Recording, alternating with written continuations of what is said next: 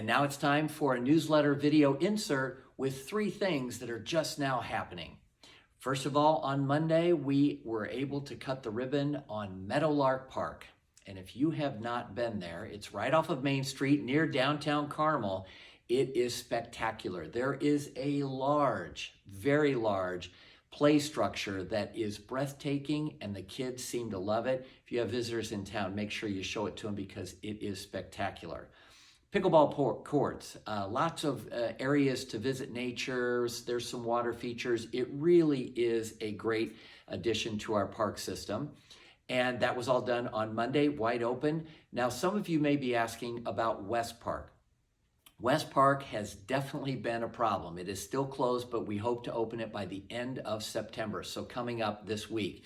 It's the same contractor that did Meadowlark, where we had no problems. The contractor has had significant problems, failure to perform, legal. We've had to get some legal remedies going on West Park. In order to finish the park, there were some safety things that just were not done properly. So I apologize to everyone that has been emailing me about West Park. It will be open here soon because we did hire some other contractors to finish the work.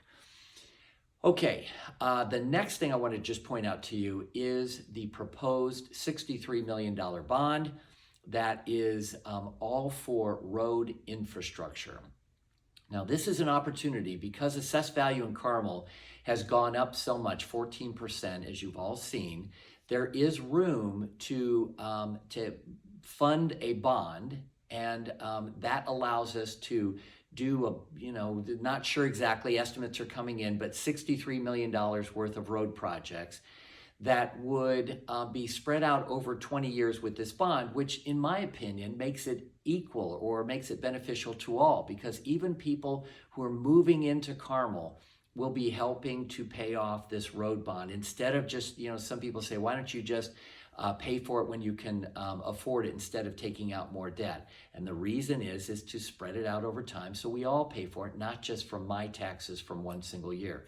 Now, we have the capacity. Tax rate will not be affected. The tax rate will stay the same. It is because so many things are going well in Carmel and our assessed value, more corporate headquarters moving into Carmel, we have the ability to do this. The Finance Committee, City Council will be reviewing. It's a philosophical decision, and I'm open to any feedback, whether we should or shouldn't do it. We're looking at $37 million just to finish the MultiUse Pass. Several of my colleagues on the City Council made a big issue of this a few months ago, want it done. The mayor came up with a proposal. This would complete all the MultiUse Pass, so no matter where you were in Carmel, every multi-use path would be connected and you could go anywhere by walking or biking on the multi-use paths. There's also several areas that are actually dangerous intersections. 116th and Hoover, if you've been there, that's a T intersection. I've got some video right here. Looking at cars, it's a dangerous left turn.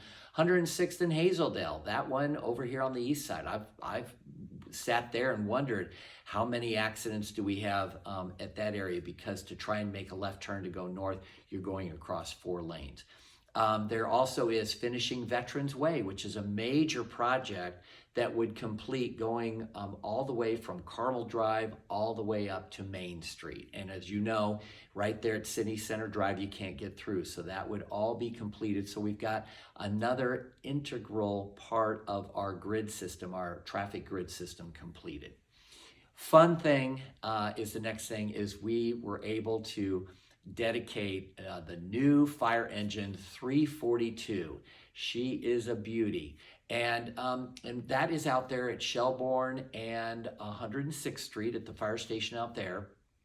Engine 342 went into service. We gave her her first bath. We the ceremony is pushing it in. The firefighters all push it in the first time to kind of be like how they used to do it in the old days when there were horses, and they would push the carriage back into the firehouse. It really was neat, and the priest from the Greek Orthodox Church across the street blessed it. So it really was kind of that hometown feeling, and I hope you can check out the video that is on the fire department's website. 342 is about $700,000 for a fire engine. Now it's the shorter wheelbase so that it can get into several, we have more alleys that are being built and smaller, tighter spaces, so it is a lot more nimble and can actually get through some of the tighter areas. Has a different suspension than we're used to in some of the older trucks, and that is so that it can handle raised crosswalks and bumpy terrain, that kind of thing. There are now 6 frontline engines in our fleet. We have 2 reserves, and of course we have all the ladders and tillers and all that. But just as far as engines, for an engine company, we always have 4 firefighters, one of them a paramedic on our engines. The response for Carmel Fire Department will be even better with a new engine 342. That is your newsletter video insert. Please let me know how I can serve you better and send me your comments.